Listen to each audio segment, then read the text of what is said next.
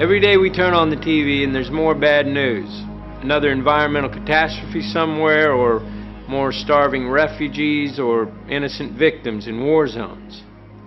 And most of us are busy trying to make ends meet in our own lives, and we see these images and feel helpless to do anything about it.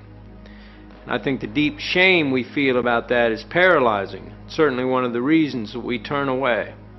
The object of this documentary is to look at the flaws in our systems that allow these things to happen, and the mechanisms that actually work against us, and to show you a very simple but powerful way that we can actually change the world we live in. The material for this film is taken from facts available to the public and from interviews with some of today's leading thinkers. However, we do live in a world full of conspiracy theories, and all I ask is that you keep an open mind, but question everything.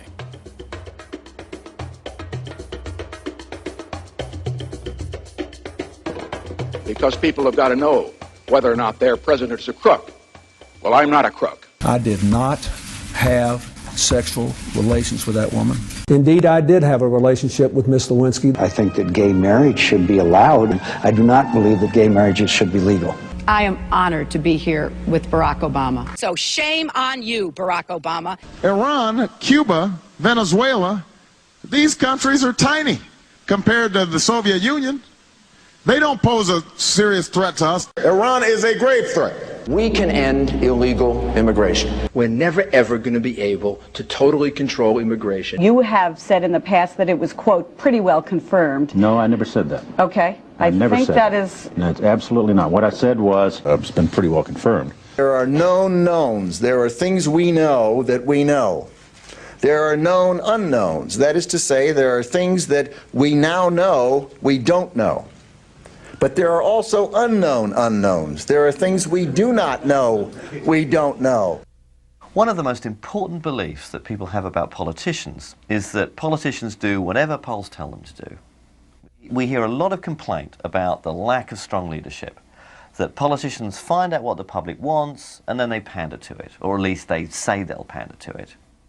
Now, what this idea of the poll-driven politician creates is the impression that the political system may have all kinds of problems, but on the whole, it's responsive and accountable to the public. So, how do we explain this contradiction between the myth that politicians reflect the public and the reality that on most economic issues, they actually ignore public opinion? Media influence on public opinion has been studied for many years now. We know, for example, that the media often play what's called an agenda-setting role. Public concern about issues tends to follow media coverage of those issues, rather than any changes in the real world. The media create the impression that the American public has a real choice. You can choose Bush or you can choose Gore. The implication being that they're both very different. But on substantive budgetary or economic issues, the differences between them are really on the margins. Both leading Democrats and Republicans support a privatized healthcare system, they support corporate-backed global trade agreements, they support maintaining a Cold War defense budget, and they generally favor the interests of big business. But the media give the impression that Democrats and Republicans represent a broad range of opinion by focusing on civil liberty, non-monetary issues like gay rights or abortion, where Democrats and Republicans really do differ. And this masks the degree of elite consensus. There's a couple of completely logical reasons why our politicians are so similar. The end game for politicians is to get elected. The people who vote are, for the most part, quite moderate in their views. Both parties try to occupy that middle, moderate ground. They are simply responding to that majority in order to get elected. The second reason our politicians are so similar is much more sinister. They answer increasingly to the same master. Thank you so much. We're looking easily at the first billion-dollar presidential election. It's much bigger money than we've ever seen in a presidential election. We define a candidate as being serious or not by how much money they can raise, not by what ideas they have, what their record in public service might have been. It's all about money. We really don't have an election anymore. We have an auction. And What's for sale? I mean, these are interesting questions to ask. Every incoming president rewards big donors with ambassadorships and other honorary appointments like that. There are all kinds of policy issues. Is a big donor rewarded with a place on a federal advisory panel that might have something to do with, say, approving new drugs or environmental regulations? All of these questions about what's for sale. You know, is government for sale? Is the White House for sale? And I think a lot of Americans suspect that it is. The money flows in for a reason, and the reason is not good government. It is completely unrealistic to expect democracy to deliver representatives who will serve the people's interests when so much money is involved. Having so much money in politics gives all the power to those with money. Yes, we are all still allowed to vote, but how free is our choice? The media in the hands of big business will only present us with politicians that will serve their interests. It would be completely illogical for them to do otherwise. It would also be illogical to expect politicians to change a system that puts them in power. But it certainly begs the question, just what kind of democracy do we have? Do you want to live in a democratic society, or do you want to live in the society we have? Which, remember, is not a democratic society and is not intended to be. If you take a course in political theory here, I'm sure they'll teach you that the United States is not a democracy. It's what's called in the technical literature a polyarchy. A polyarchy is a system in which power resides in the hands of those who Madison called the wealth of the nation, the responsible class of men, and the rest of the population is fragmented. That's the way the country was founded. Throughout the history of the world, the rich and powerful have dominated it, and very few people have had any control of their own governments. Most real power in the world is still exercised by those we do not elect.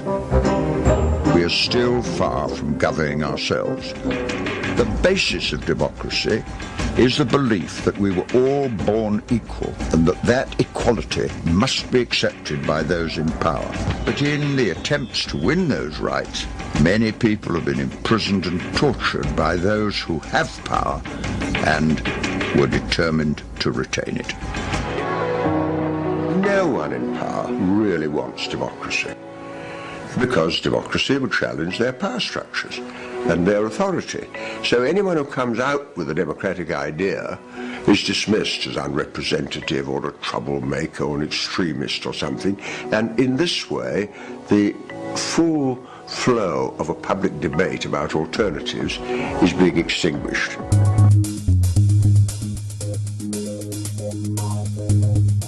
Big business is about making money. That's what big business does well.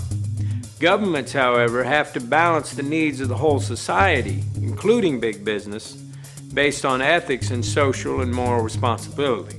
But if our corporations have become more powerful than our governments, then we have to understand the effect that is going to have on our systems.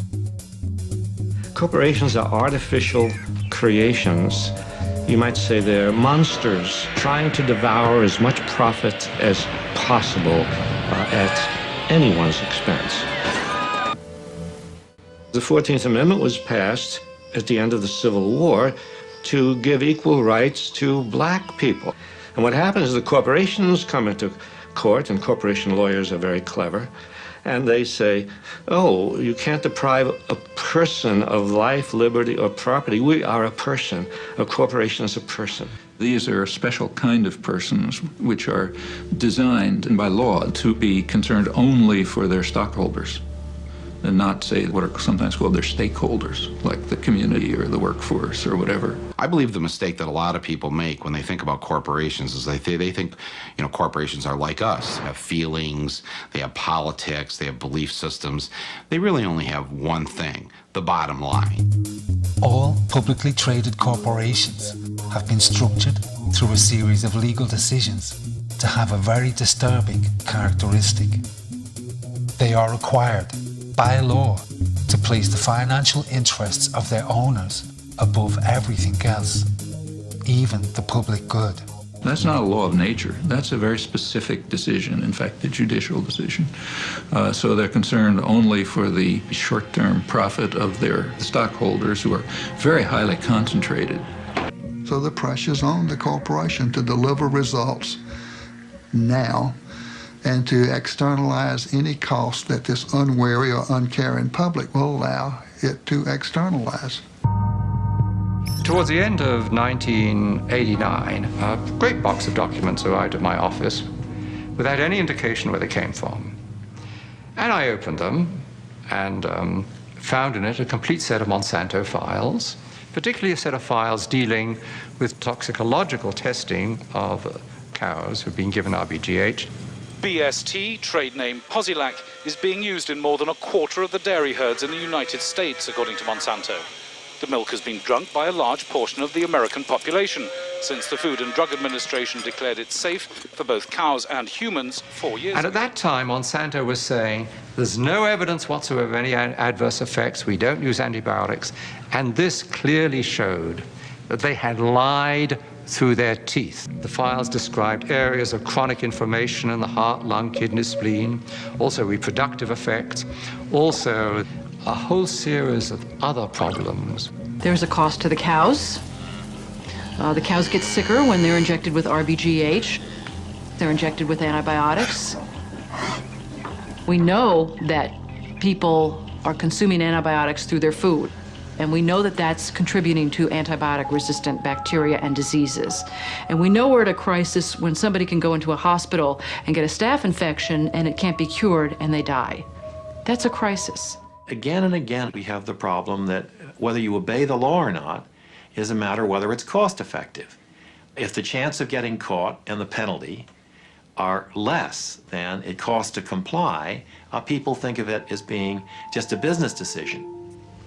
Every living system of Earth is in decline. Every life support system of Earth is in decline. And these together constitute the biosphere. The biosphere that supports and nurtures all of life, and not just our life, but perhaps 30 million other species.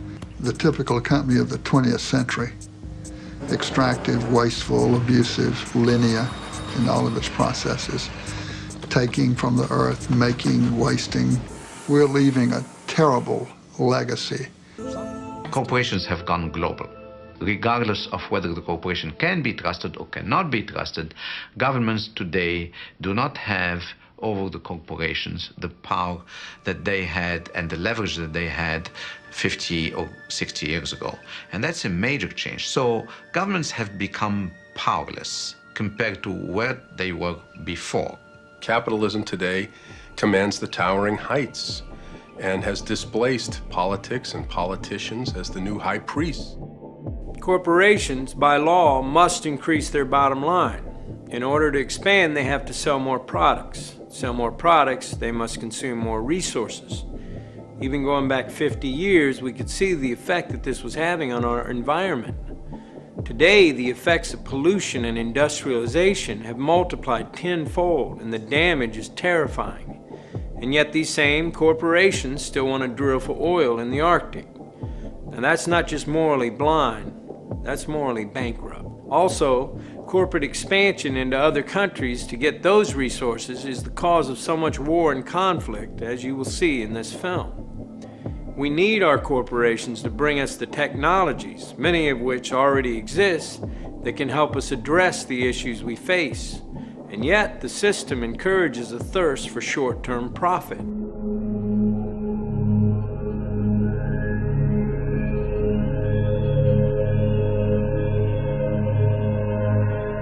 I know many of us have heard stories about powerful groups of businessmen who pull the strings of governments from behind closed doors. And so many rumors have sprung up around organizations like the Bilderbergs and the Council on Foreign Relations that it's really difficult to know what to believe. However, it is an interesting fact. The Federal Reserve Bank of the United States is not actually owned by the government. It is owned by a private banking cartel. Now, whoever these men are that can loan money to governments have to be some of the most influential men in the world, and yet we don't know who they are. Not all conspiracy theories are just theories. And the research for this film pulled up some interesting quotes.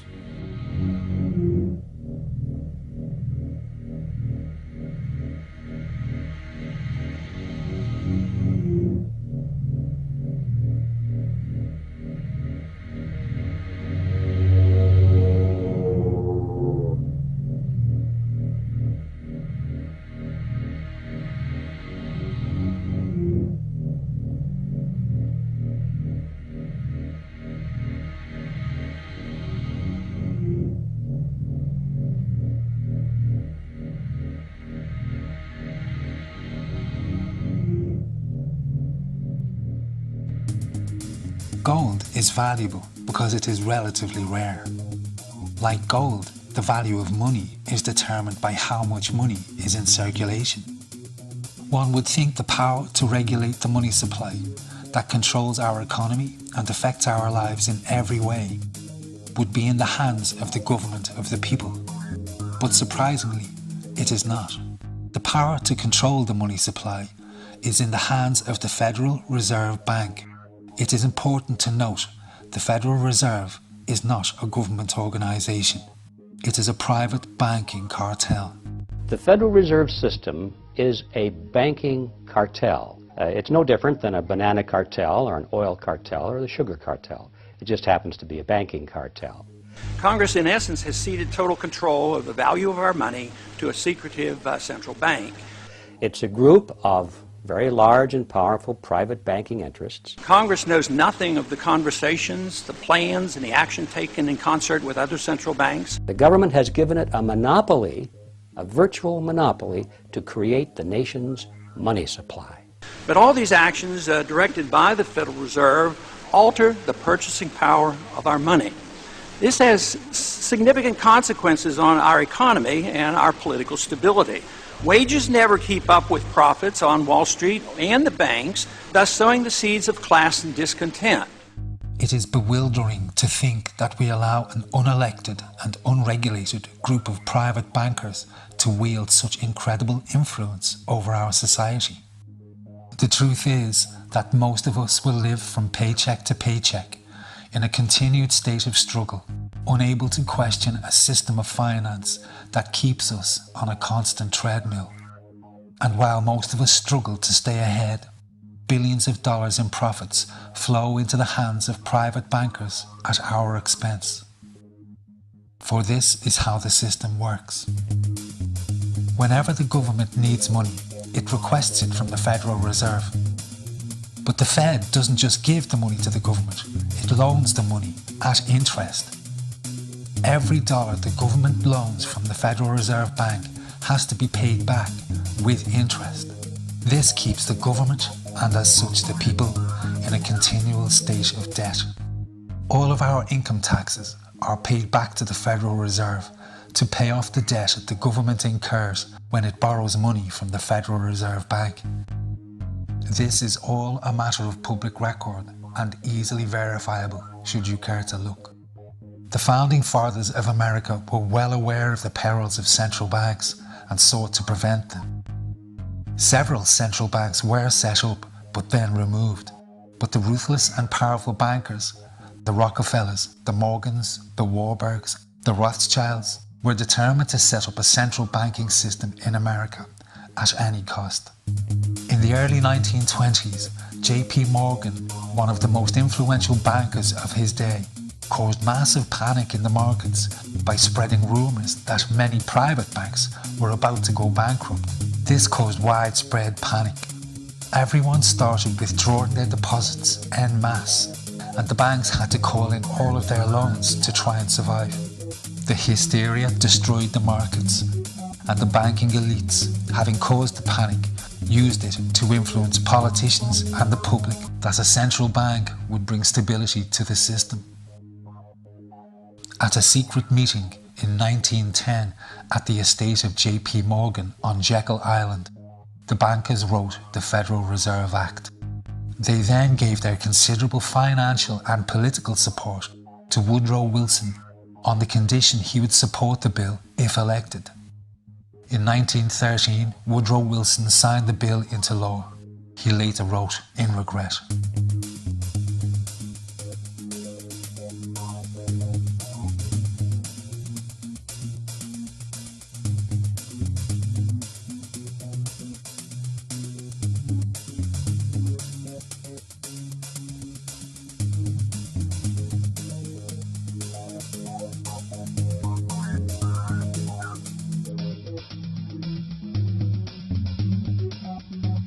bankers made immediate moves to increase and consolidate their power. From 1921 to 1929, the banks drastically increased the money supply, making millions of loans. Then, in October 1929, having quietly exited the markets, they started calling in those loans en masse. The hysteria that followed led to the Great Depression. The conspiring bankers bought up rival banks and massive corporations for pennies on the dollar. Their position of power and influence had become absolute.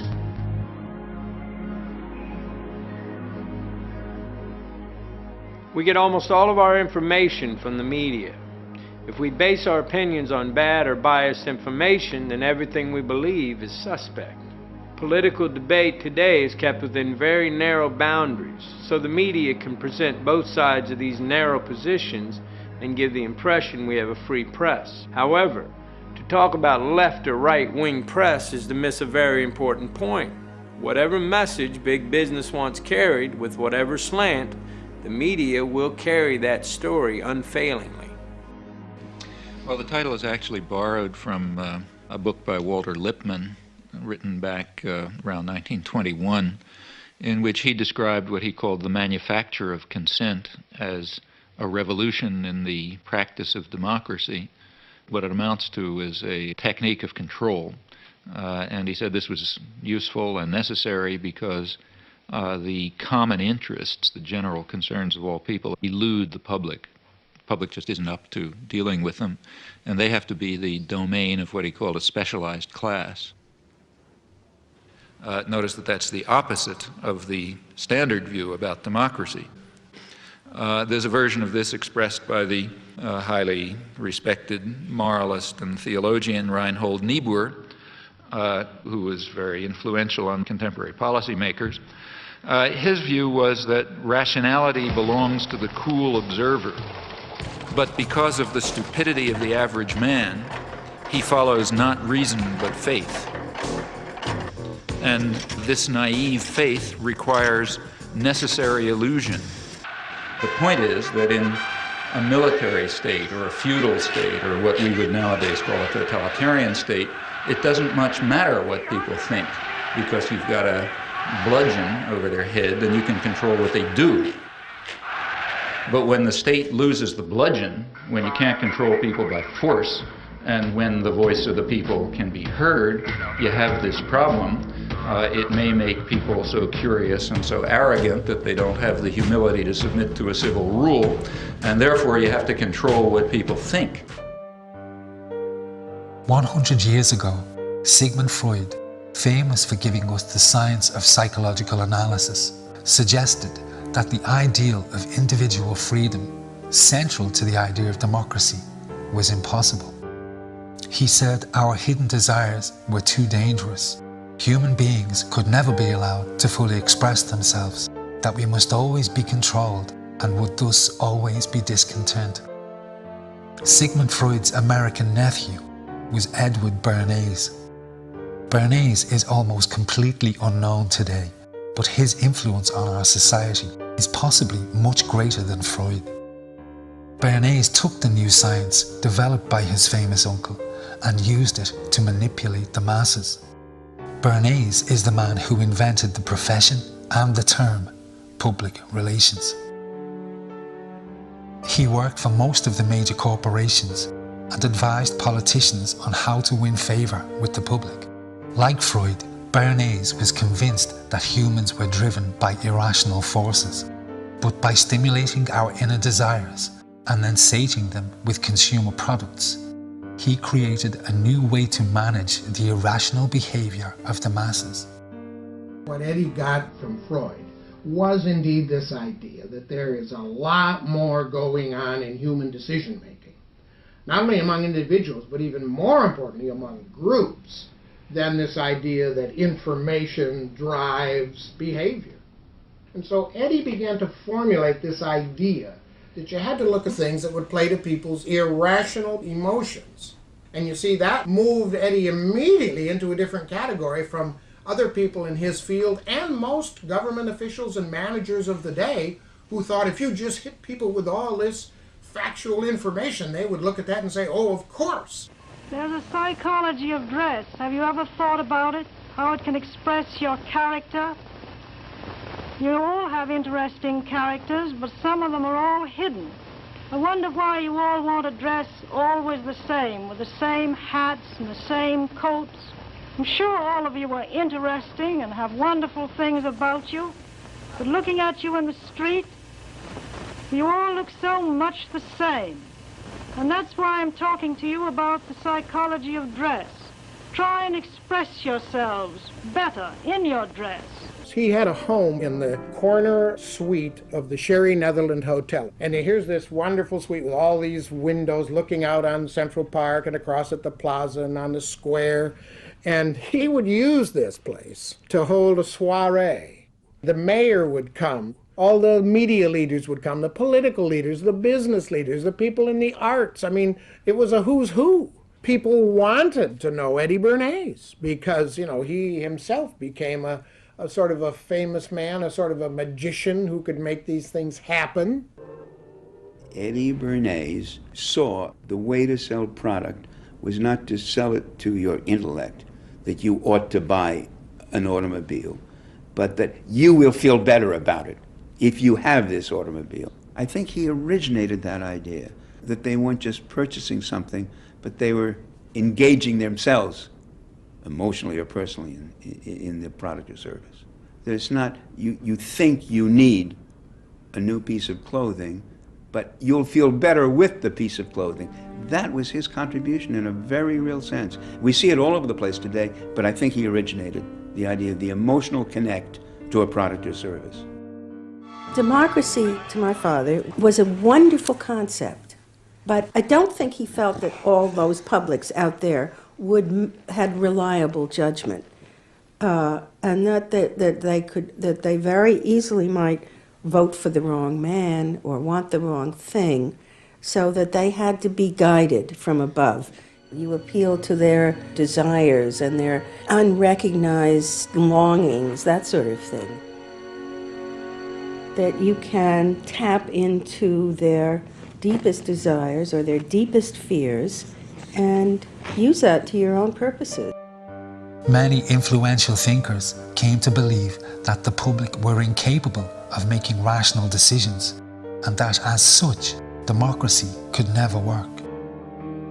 Walter Lippmann, one of the most influential political writers at that time, argued that if people were in reality motivated by irrational forces, then what was needed was control by the elites to manage what he called the bewildered herd.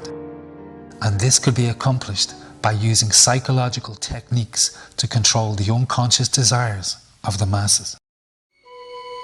So here you have Walter Lippmann, probably the most influential political thinker in the United States, who is essentially saying that the basic mechanism of the mass mind is unreason, is irrationality, is animality. He believes that the mob in the street, which is how he sees ordinary people, are people who are driven not by their minds but by their spinal cords. The notion of kind of animal drives, unconscious instinctual drives lurking beneath the surface of civilization. And so they started looking towards psychological science as a way of understanding the mechanisms by which the popular mind works, specifically with the goal of figuring out how to understand how to apply those mechanisms to strategies for social control. Democracy, at its heart, was about changing the relations of power that had governed the world for so long. And Bernays' concept of democracy was one of maintaining the relations of power, even if it meant that one needed to sort of stimulate the psychological lives of the public. So democracy is reduced from something which assumes an active citizenry to the idea of the public as passive consumers. Driven primarily by instinctual or unconscious desires, and that if you can in fact trigger those needs and desires, you can get what you want from them. The corporations understood that to change our consumer culture from needs-based to desire-based purchasing, people must be trained to want new things, even before the old had been consumed. Bernays really is the guy within the United States more than anybody else who sort of brings to the table psychological theory as something that is an essential part of how, from the corporate side, of how we are going to appeal to the masses. He showed the corporations how they could make people want things they did not need by linking products to their unconscious desires. And the mass media would be the key. The media and marketing men spend billions of dollars in research. They have developed an entire science based on the very best psychology that knows exactly which one of our buttons to press to make us swallow an idea or buy a product. And they're not just selling us laundry detergent. They sell us everything from plastic gadgets to warfare. If we are to make decisions about the future of our society, the single most important thing we need is the truth.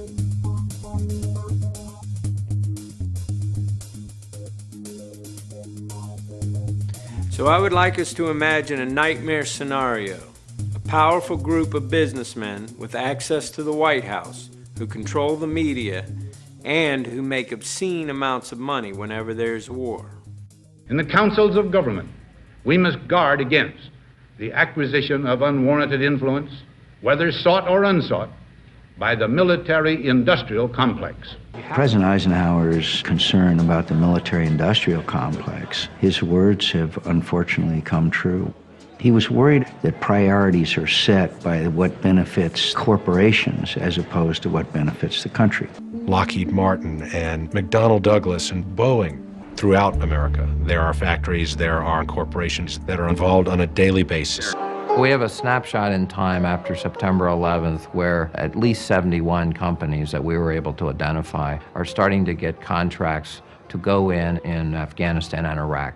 All of the top 10 companies had former U.S. officials who had worked in the Pentagon or other parts of the U.S. government on their boards of directors. The Carlyle Group plays in industries and in an area that are heavily influenced by politics. My understanding is they are now the 11th or 12th largest defense contractor, a multi-billion-dollar annual enterprise with an almost obscenely high profit margin. They hire defense experts like Frank Carlucci or Frank Finelli. They hire politicians like George Bush Sr. or James Baker III. And the Iron Triangle is in some ways a uniquely American phenomenon. It's the confluence of the military, big business, and politics.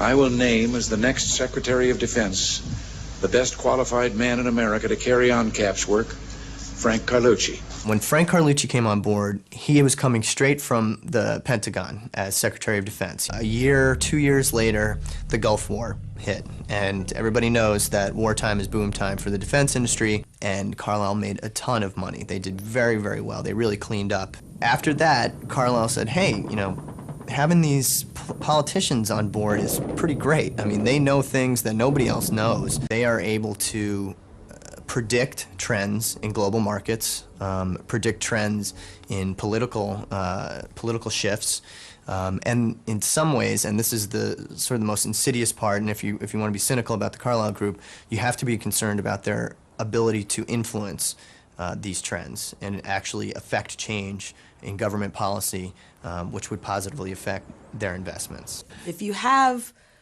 an organization that is able to operate behind the scenes without real accountability, and that same organization has the ability to ruin political careers for people who are a little bit too inquisitive or a little bit too honest, or to shape public thinking, then we have the means for a kind of control globally that is probably unprecedented. So we have this problem here. This is a mysterious, immensely powerful company with virtually no scrutiny. On this February day, as this nation stands at the brink of battle, every American on some level must be contemplating the horrors of war. And yet this chamber is for the most part dreadfully silent. We have a Congress that failed in every way to ask the right questions, to hold the president to account. Our Congress failed us miserably, and that's because many in Congress are beholden to the military-industrial complex. When we're speaking of the United States of America and the concept of democratic representation, I think one of the more important aspects is the concept of informed consent of the people. If you're going to go to war, you lay out the reasons for the war, the justifications for the war, and then you subject it to debate, dialogue, discussion amongst the elected representatives of the people, and indeed the people themselves. The defense budget is $750 billion. Profits went up last year well over 25%. I guarantee you, when war becomes that profitable, you're going to see more of it. We have a process that has a seamlessness where the corporate interests that stand to benefit are so intertwined and interwoven with the political forces that the financial elites and the political elites have become the same people. The attack came without warning, and according to a U.S. government source told CBS News that it has Middle East terrorism written all over it. The attack in Oklahoma City appears to have a familiar mark. This was done with the attempt to inflict as many casualties as possible. That is a Middle Eastern trait. The fact that it was such a powerful bomb in Oklahoma City immediately drew investigators to consider deadly parallels that all have roots in the Middle East. ABC News has learned that the FBI has asked the U.S. military to provide up to 10 Arabic speakers to help in the investigation. The so-called independent media in a liberal society like this, in effect, are so lazy and are controlled by interests that are commercial and political at the same time that there is no investigative reporting. It's just basically repeating the line of the government. Only 8 days ago, I concluded a broadcast on the World Trade Center bombing by telling you what senior U.S. law enforcement officials were telling us, that the threat of Muslim extremists operating within the United States is an ongoing danger, something we'll have to live with from now on. And repeating the lines of the people who have the most influence, for whom Islam is a useful foreign demon to turn attention away from the inequities and problems in our own society.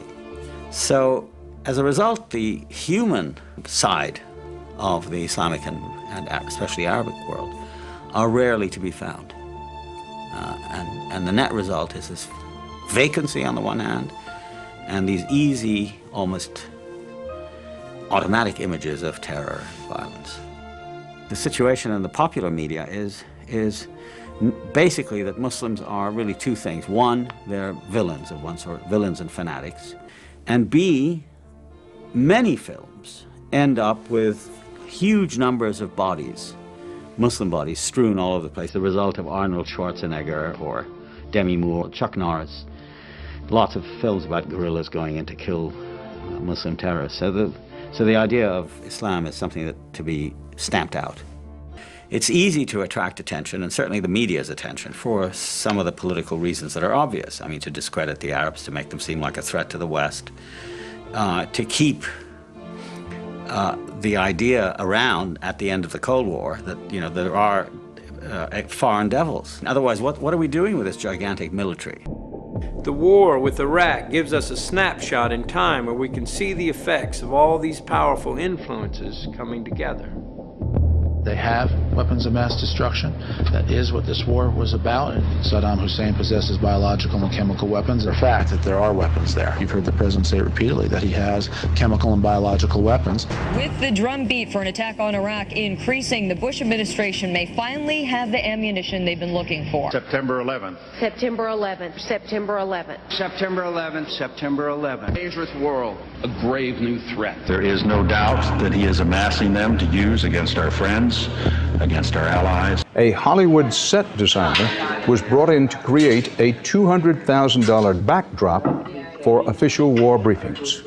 In USA Today and in the major network coverage and so forth, you have this very elaborate computer-generated graphic sort of coverage of the different U.S. Air Force and Army planes and gunships and helicopters and very snazzy weapons of all descriptions. Well, it's quite amazing. I've fallen almost in love with the F-18 Super Hornet because it's quite a versatile plane. It's not enough for us to be told to accept this war. We're really encouraged to gain some kind of vicarious pleasure from it.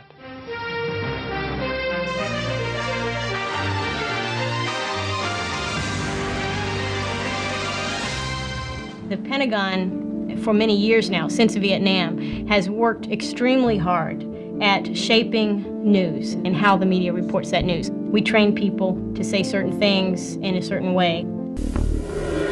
Well, a militia group linked to terror being backed by Iran and setting up camp on America's doorstep? The propaganda campaign waged by the media was so successful that by 2003, opinion polls showed the vast majority of Americans believed Saddam Hussein was linked to 9/11. This claim was false. The majority believed he possessed stockpiles of weapons of mass destruction. This claim, too, was false. These claims allowed the corporate interests and the administration to frame the attack on Iraq as a justifiable act of self-defense.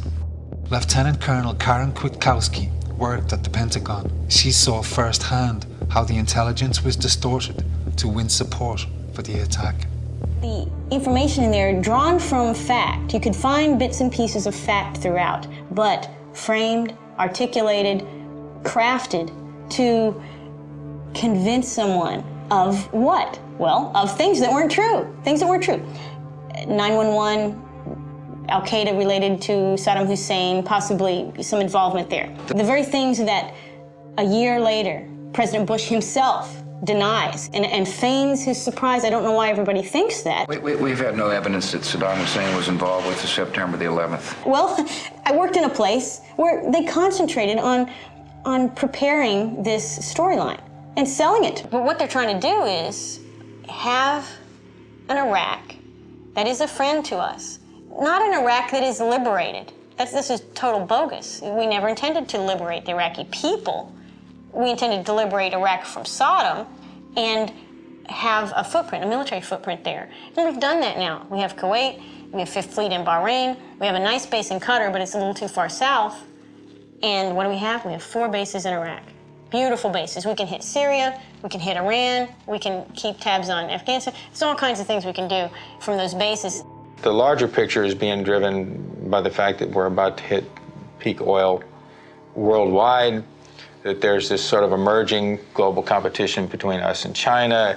There's the ongoing economic rivalries between us and Europe. And so Southwest Asia becomes geopolitically a linchpin. The idea that any of the motives that brought us in would have sufficed to get us in if there was no oil in Iraq does not persuade me.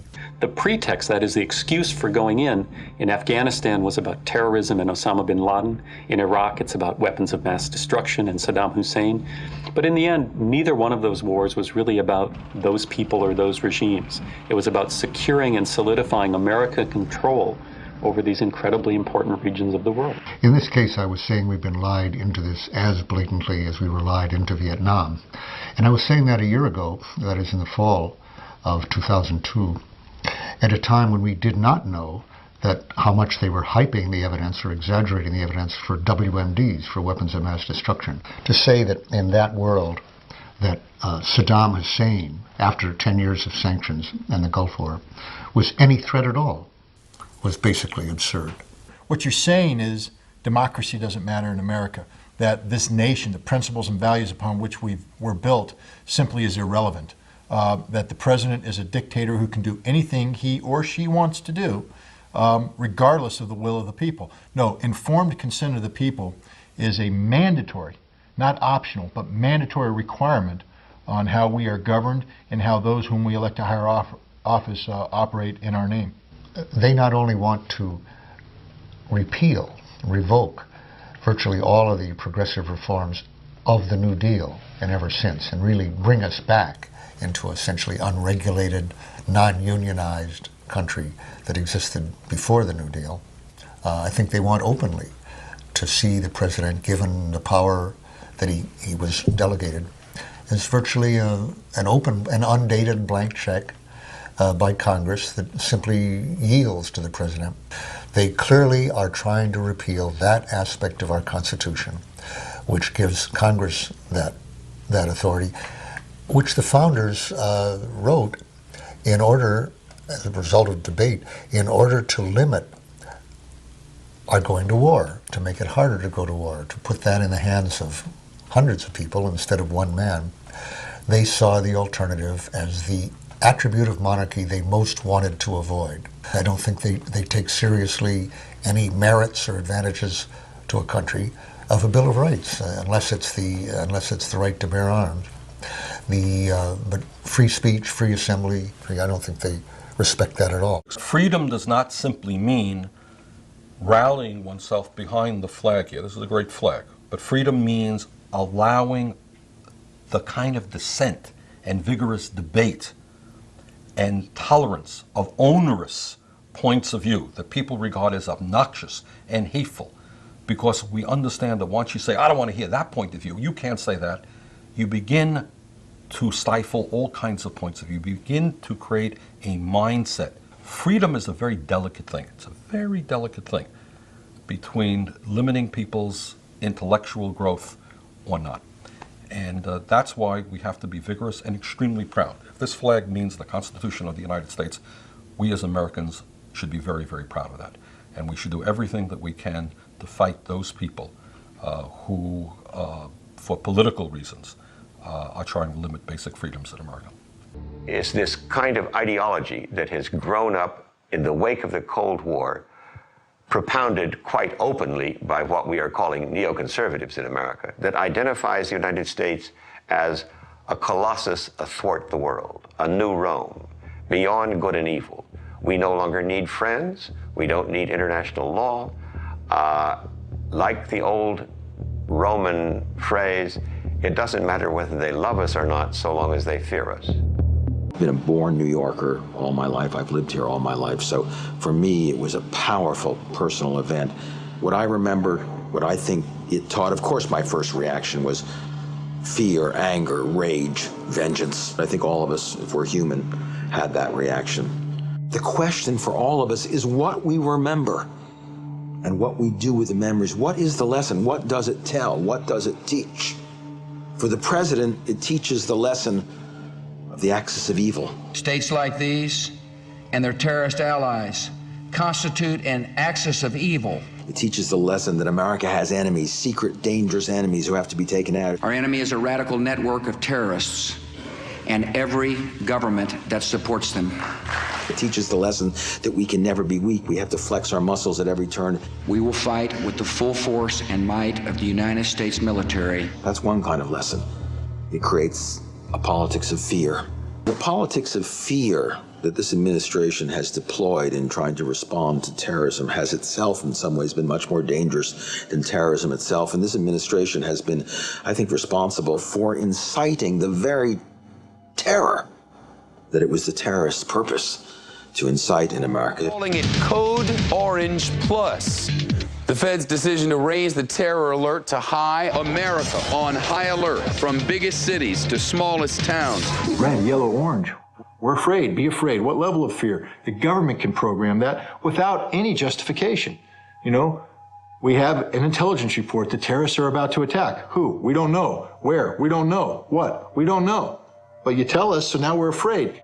A Connecticut man wrapping his family's 19th century farmhouse with plastic, sealing it in duct tape. States who sponsor terrorism. We're too great a nation to allow the evildoers to affect our soul. The decision was made within the administration to take this event, to take the struggle against Al-Qaeda, and make it into a full-fledged struggle against good and evil. Either you are with us, or you are with the terrorists. The important thing to remember here is one didn't have to put it in these terms. One didn't have to say, if you're not for us, on our side, you're on the side of the terrorists. That was not a necessary response. That was a chosen response. The more we're afraid, the more you ask us to give. Patriot Act 2, enhancements to the Patriot Act.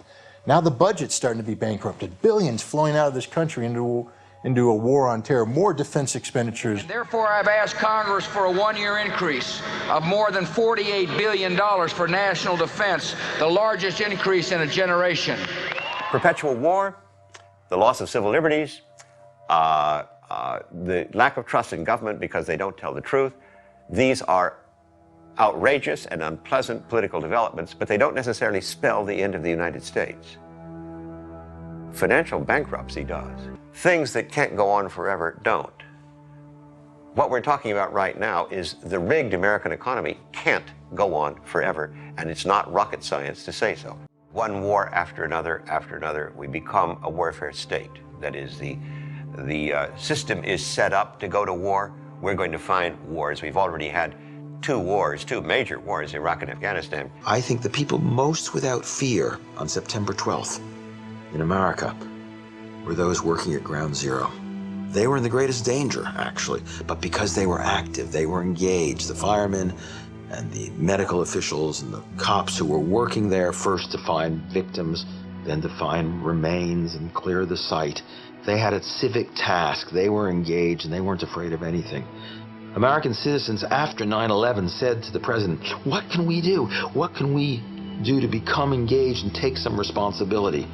President Bush unfortunately said, go shopping, go back to the mall, go back to your normal lives. We'll take care of it. Spectatorship is an invitation to fear. Citizenship is how we fight the politics of fear. The politics of citizenship, the politics of engagement, taking responsibility is a much better way to deal with terrorism than hunkering down, being spectators, and allowing the government to rob us of our liberties.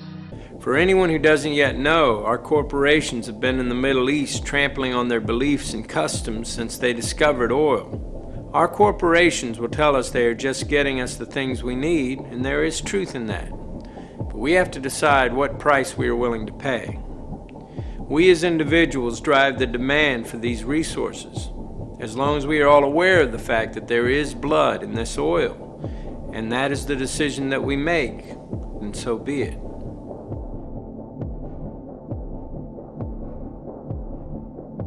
It's completely understandable that people bury their heads in the sand, and if we don't look too closely, life doesn't seem too bad in many areas of the world. But that is going to change, and there are some logical outcomes to the way this system works that will affect every one of us. I was invited to Washington, D.C. to attend this meeting that was being put together by the National Security Agency called the Critical Thinking Consortium. I remember standing there in this room and looking over on one side of the room, and we had CIA, NSA, DIA, FBI, Customs, Secret Service, and then on the other side of the room we had Coca-Cola, Mobil Oil, GTE, and Kodak. And I remember thinking, I am like in the epicenter of the intelligence industry right now. I mean, the line is not just blurring, it's just not there anymore.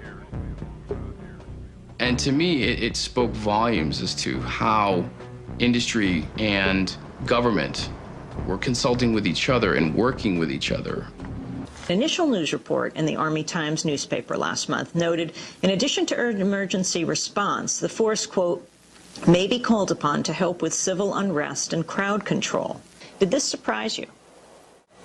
It did. It surprised me also that Northcom itself was involved in intelligence sharing with local police officers in St. Paul. I mean, what in the world is Northcom doing looking at what some of the protesters are involved in? And you had infiltration up there too. But what we have going on in this country is we have infiltration and spying that goes on not only at the, well, all the way from the campus police practically, Amy, up to the Pentagon and the National Security Agency. We're becoming a police state here. Right now, as we talk, the Fourth and Sixth Amendments to the Constitution, to the Bill of Rights, are dead letters. Both of these bills were written into the Constitution by the Founding Fathers in order to protect the people of America from the government of America. Right now, the right to freedom of speech, the right to free assembly, and the right to a fair trial are no longer protected by law. The result of the Patriot Act, the Military Tribunal Act, and many other bills written in the name of Homeland Security is that almost any action, speech or protest against the government can be construed legally as terrorism. Your home can be searched secretly without a warrant. You can be arrested with no charges revealed to you. You can be detained indefinitely and tortured without any protection under the law. In 2005, Congress passed the Real ID Act. Soon, we will be required to carry ID cards by law. There are plans to equip these cards with RFID tracking chips that will be able to track your every move. These tracking chips are already in all new passports. Many believe this will eventually lead to the implanted chip, which is already being used in many places in our society. We have a Florida family who are really pioneers in a brave new world. They have volunteered to be the first ever to have microchip identification devices implanted into their body. After 9/11, I was really concerned with the security of my family. I wouldn't mind having something planted permanently in my arm that would identify me. It is not difficult to see a future where we are all locked in to a monitored control grid, where every move and all transactions will be tracked, monitored and recorded. And if anyone gets out of line, they can just turn off their chip. Could the sense of fear and isolation prevalent in our society allow us to accept totalitarian measures of this nature? And if we become scared enough, might we not even demand them? Has our sense of fear and division detached us from reality? It is not too difficult to imagine that many of our fears are manufactured for us. History shows us that many in power have used fear to manipulate societies. And there are those who would benefit from a totalitarian world government. This is Aaron Russo, a former politician. Next to him is Nicholas Rockefeller, of the Rockefeller banking family. After a long friendship, Aaron Russo eventually ended their relationship, appalled at what he had learned of the Rockefellers. So he said to me one night, he said that there's going to be an event there. And out of that event, you're going to see, we're going to go into Afghanistan. So we run pipelines from the Caspian Sea. We're going to go into Iraq to take the oil and establish a base in the Middle East. And we're going to go into Venezuela and try and get rid of Chavez. And the first two they've accomplished. Chavez they didn't accomplish. And he said you're going to see guys going to caves looking for people that they're never going to find.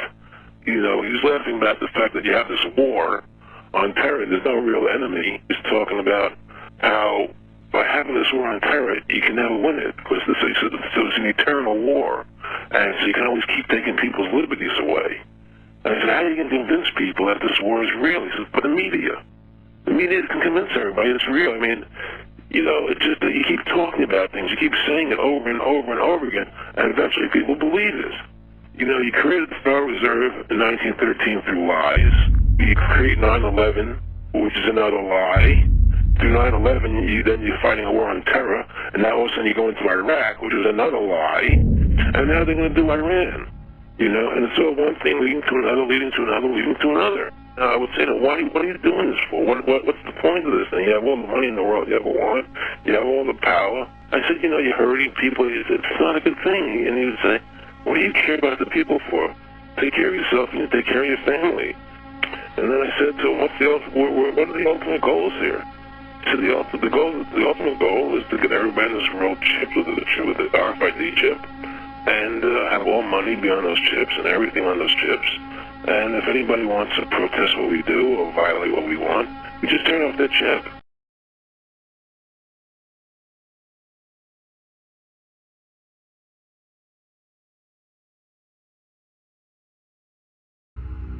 There are some very troubling possible futures for our society.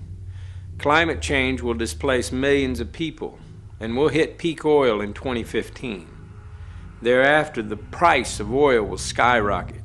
So we'll see supply decrease, and we'll see prices of basic foods and every basic commodity spiral upwards. Our current world population is just under 7 billion, and that figure will double approximately every 35 years. So take a look at where you live. Try to imagine double the amount of people. twice the demand for resources, double the amount of pollution. Massive changes are coming whether we like it or not. I'm not a politician. I'm not looking for your vote, so I can give it to you straight. This system cannot continue. So who will make the decisions about who gets food to eat, or who goes hungry, or who gets water to drink, and who goes without? Because the idea of allowing mindless corporations or wealthy elites to make decisions about population control is terrifying. The great heroes of our times, people like Gandhi and Martin Luther King, incredible though they were, could not create change on their own. Only the will of the people can do that, and together we can accomplish anything.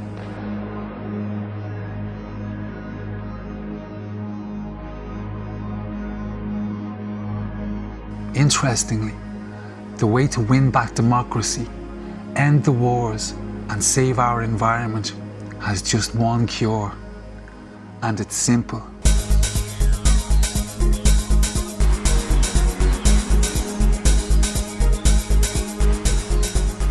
We live in a capitalist system. Everything we do is based on the exchange of money. The media and the advertising men have turned us into obedient little consumers trying to buy ourselves to happiness in a throwaway society. This creates such a demand on our resources that our corporations invade other countries to get more, causing untold war and conflict. Then, using the wealth and power that we give them, corporations undermine democracy and justice. However, the unlikely and ironic outcome of consumerism is that it makes you, the consumer, all-powerful. The way we use money has more influence in our society than anything else, and the way we choose to spend our money can change everything. No company will continue a practice or a product that you, the consumer, will not buy. It's vitally important that you understand this, because this gives you ultimate power to change the world you live in. Companies are extremely sensitive about you buying their products, because if you don't buy their stuff, they go out of business. That's not something any company is willing to consider. And by choosing to spend your money wisely, you can promote those companies that do business in a socially responsible way. Without saying a word, you will have sent a clear message that they simply cannot ignore. It will be heard, heeded, and acted upon, guaranteed. This is real power. For example, if a company pollutes the environment or uses bad business practices, if you don't buy their stuff, they will change. If you don't want food with chemicals or GMOs in it, then don't buy it. Basic foods and cleaning products make up 70% of our weekly purchases. This drives the agriculture and chemical industries that have a massive effect on our environment. If we can start making the right choices about these simple everyday purchases, we can save our environment. We've got into the habit of buying junk fast foods that have no actual food in them. We buy gallons of poisonous household cleaners when one degradable soft soap will do.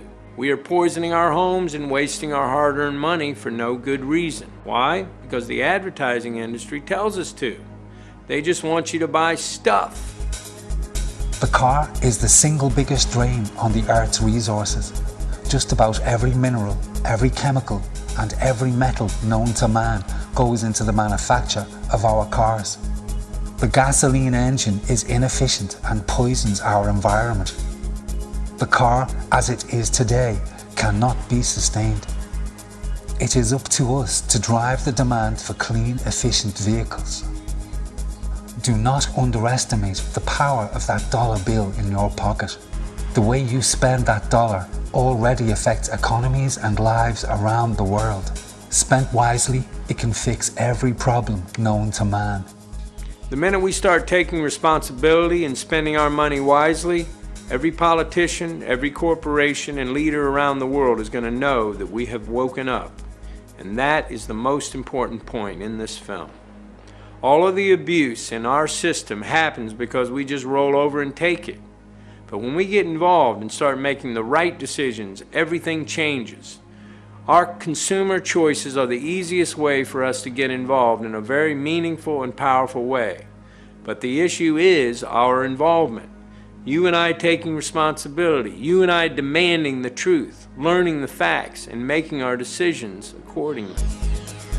There are serious decisions to be made about the future of our society.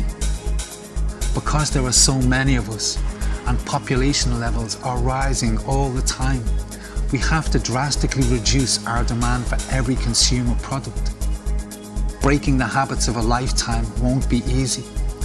Retooling industry and maintaining balance in our markets and economies is a massive undertaking.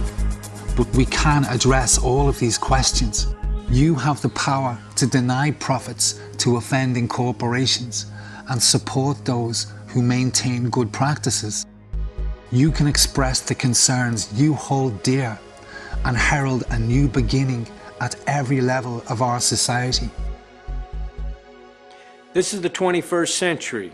If we use our resources wisely, there's no reason why anyone shouldn't have what they need. There's no reason whatsoever why people are still starving to death on our planet. And the common man or woman, whether they are Israeli or Palestinian, Protestant or Catholic or Iraqi or American, the common man just wants to live in peace and justice in a clean environment. When we look around the world and we see that that is not the case, we know that the will of the majority is not being listened to. That's the first sign that our system is broken. Government won't make these changes for us. Yet again, it is down to the common man. Please don't just watch this movie and turn away. We can fix this system. Go to the website, take that first step towards an incredible future for all of us. Thank you for watching.